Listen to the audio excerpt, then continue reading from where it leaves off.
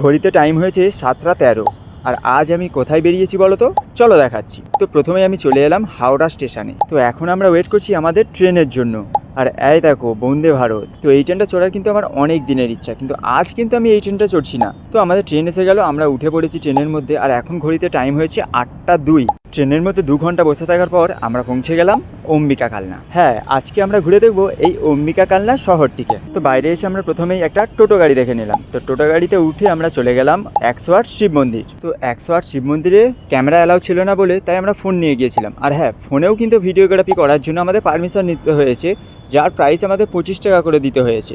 তো যাই হোক, আমরা এই 108 শিব মন্দির ঘুরে তারপরে আমরা চলে গেলাম রাজবাড়ি ক্যাম্পাস, যেটা 108 শিব মন্দিরের পাশেই রয়েছে। আর এই রাজবাড়ি ক্যাম্পাসটা আমার বেশ ভালোই লেগেছে। টেরাকোটার কাজ এবং পোড়ামাটির কাজগুলো একটা আলাদা একটা লেভেল, যেটা দেখে আমার মনে হচ্ছে যে আমি বাঁকুড়ার কোনো মন্দিরে চলে এসেছি। তো যাই হোক, এখান থেকে আমরা বেরিয়ে আমরা সোজা চলে গেলাম সিদ্ধেশ্বরী কালীবাড়ি।